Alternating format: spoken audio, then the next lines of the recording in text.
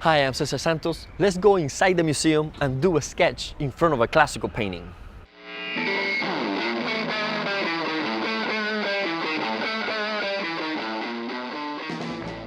I got permission to draw in the museum so I can experience the painting from life and copy it. So basically, today I'm just gonna work with my sketchbook. This is a new sketchbook I started recently, so I'm gonna use one of these pages for this.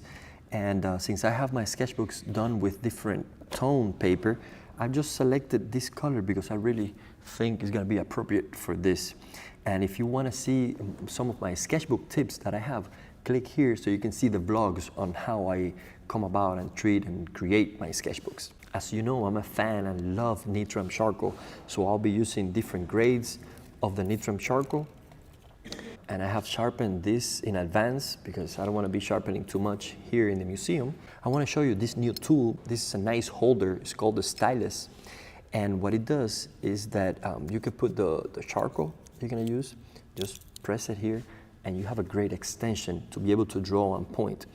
I don't know if I'm going to use it today completely because I'm so close to the sketchbook, but maybe if I don't want to get the pages dirty, I can use it. The back of the stylus comes with different color caps. Since I'm here for one day, I just brought the green one, but the green color would represent the Nitram type so that you can remember what type of charcoal you have in here. And the way to put it is that you take out the cap, even though you saw me putting the charcoal from the front. Also, you can put it from the back. So from here, you just throw it, poop, and it comes through the bottom. And then that way you can have it also.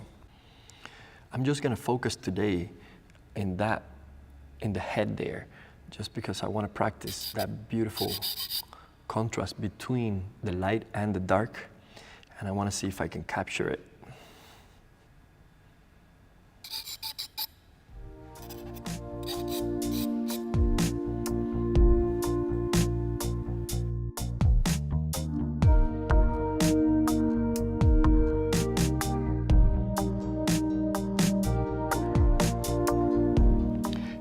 Always to start with straight lines so you can map the big placements also first. So that's what I'm thinking here.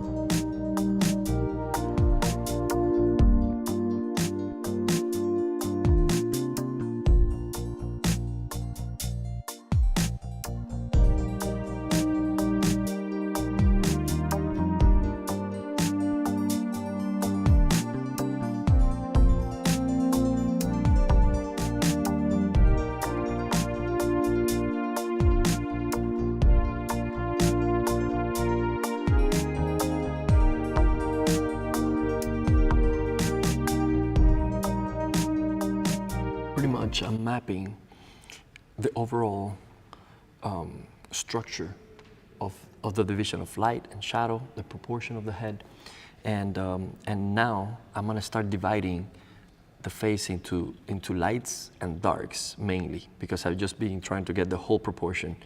But if we squint, the shadow side just disappears completely with the background. So I'm gonna start defining the light shapes and the shadow shapes a little bit more clearly.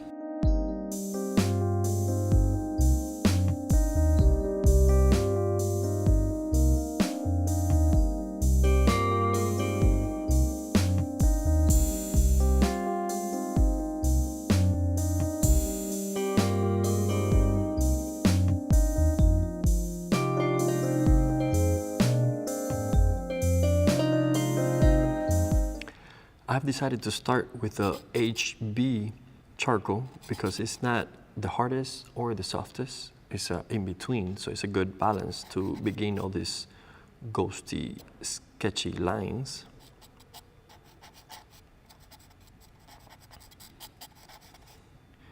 And pretty much I'm just trying to go and find this intricate articulation. I'm not thinking of eyes, I'm not thinking of features, because those, treating it like that might confuse us. I'm trying to dream into these shadow shapes and see abstract forms within it.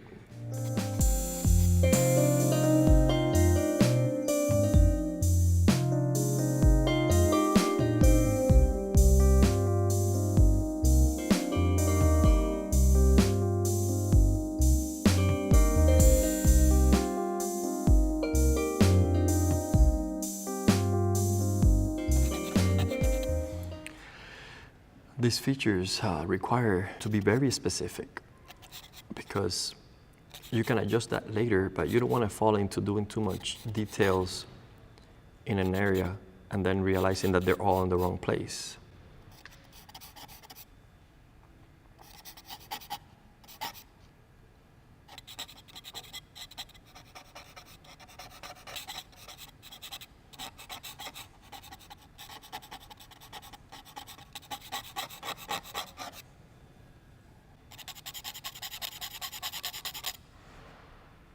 And once you have a shape, overall shape mapped out, I'm gonna go here and see if I can just fill in a flat way, the difference between the shadow and the light.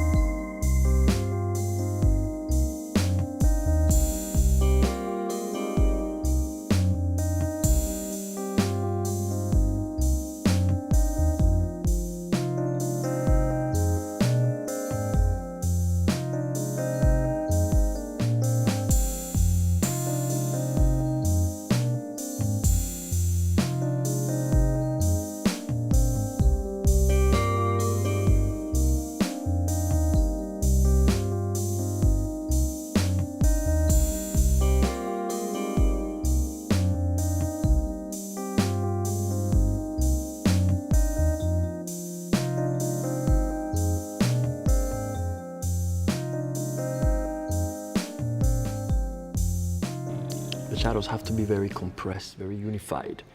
And this is kind of a little difficult with charcoal because charcoal has a tendency to be kind of scratchy and noisy. But if we control it, we can make the impression of even shadow notes.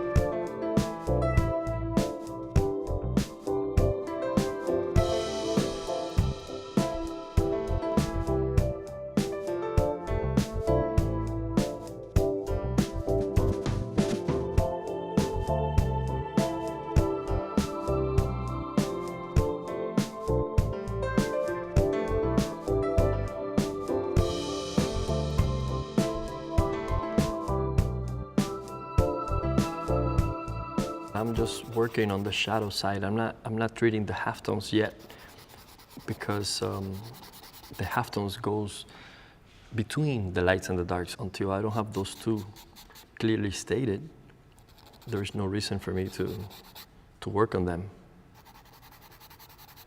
They can hold. They can wait.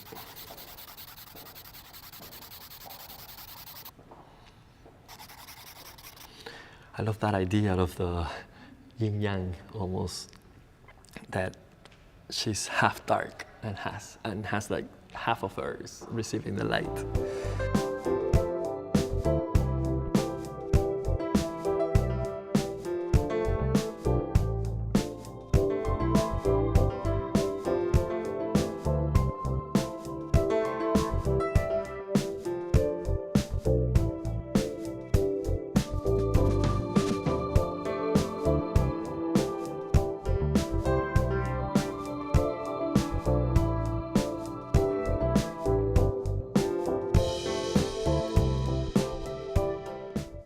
I'm changing to the pan pastel just to make all this really soft, and also to have the transition, to create that atmosphere. I'm gonna put the pan pastel in the description below so you can have access to it if you want. It comes with everything. It comes with a little kit with the compressed charcoal that I'm not using. I'm just using the Nitram charcoal. And it also has the holder and the little sponge that goes at the tip.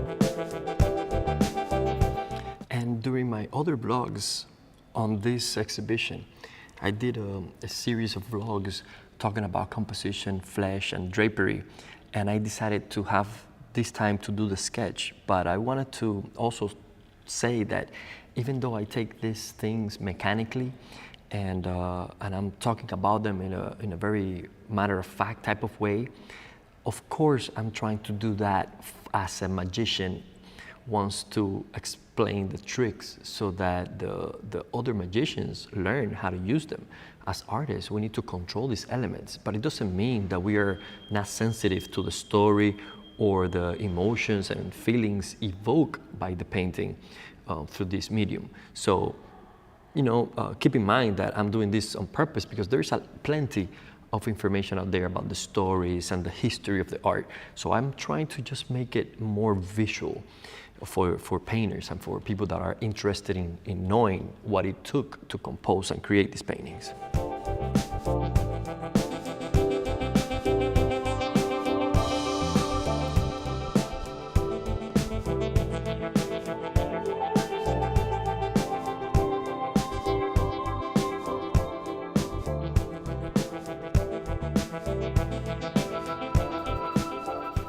since this is just a study of values and proportions, I don't need to go all around and finish the head because all this is in darkness. And I think for the sketch, the light versus the dark is what matters to me at the moment. So I'm just gonna focus on this area instead of the rest, and that way I can just finish it quicker. I'm just putting down my pan pastel, the sponge, and I got a HB Nitram charcoal and a knitter eraser here. And I'm gonna try to work now on the halftones, on that transition between light and dark.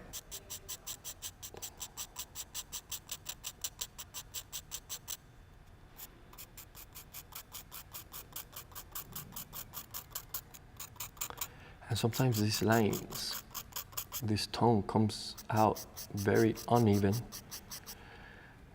and you have to control it. You have to make sure that you don't let the tool control your drawing. You control the tools.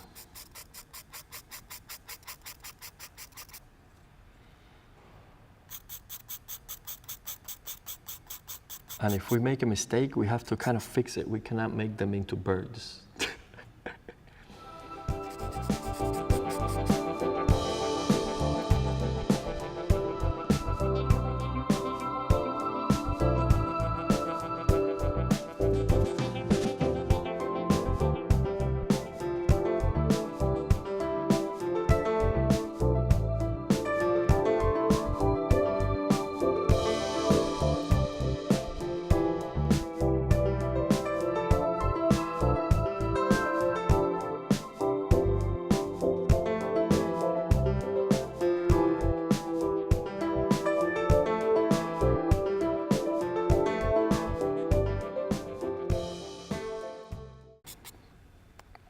The paper that I'm using here is the Canson mid-tone. It's the paper I selected to build this sketchbook.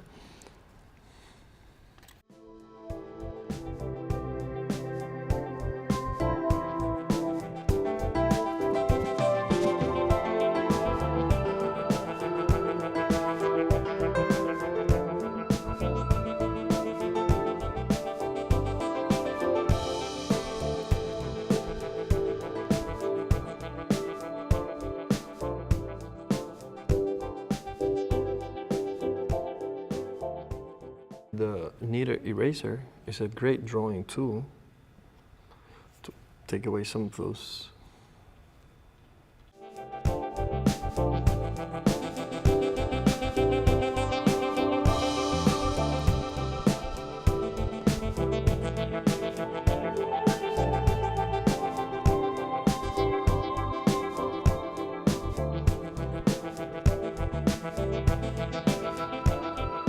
Pick up the stump so that I can make sure that these halftones are as soft as I need them to be.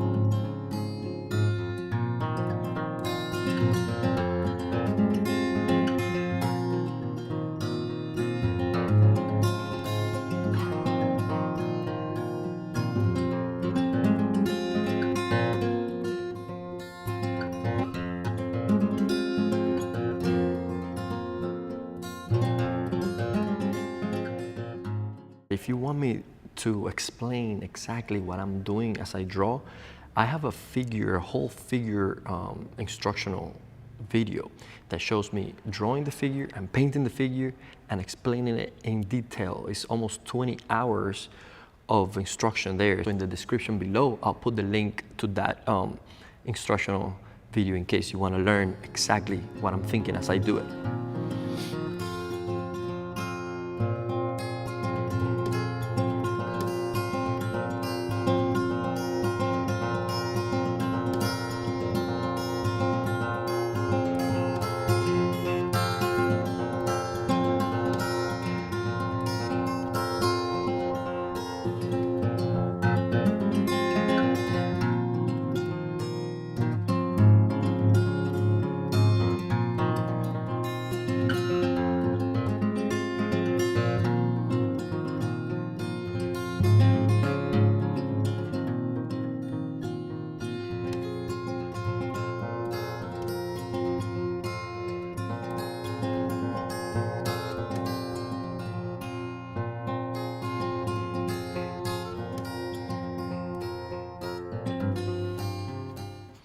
And as one puts all these halftones, all the shapes start to move around. So we have to kind of know that and leave it there and make sure that we can fix it afterwards, because it's kind of impossible. Charcoal is very malleable and you can put it, you can move it back and forth easily.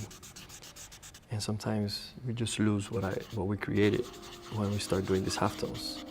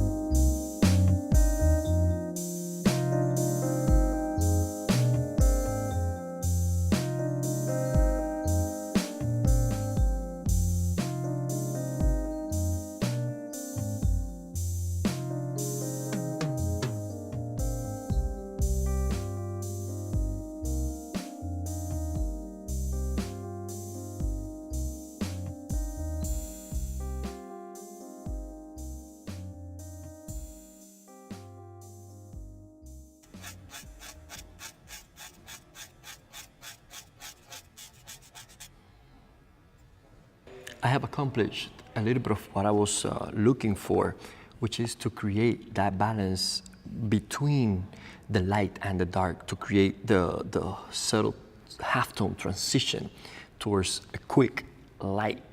And since I'm using charcoal, I use this on purpose because charcoal can advance quickly. You can see how I laid in the shadow shapes and everything quicker than if I would do it with a pencil, let's say. But the only thing that happens is that with charcoal, I cannot be as precise as with a pencil. There is a moment that it starts moving back and forth. When I compare it, I get the essence of the contrast in the figure. And I think that's enough for this study. In an hour or so, I don't know how long I've been here, a couple of hours, you can create an in-depth study with charcoal that you can take with you and have the memory of the museum, of the show, and keep it with you. If you want to hear me talk about these paintings in terms of composition, flesh, and even the use of drapery, I have different vlogs dedicated to that. So check them out in the description below. I will list all of them there, and I hope you have fun. Cheers. Let's wrap this video up. Dangerous women are not to be feared. Look at their faces, they can't grow a beard. Or are they dangerous throughout the year?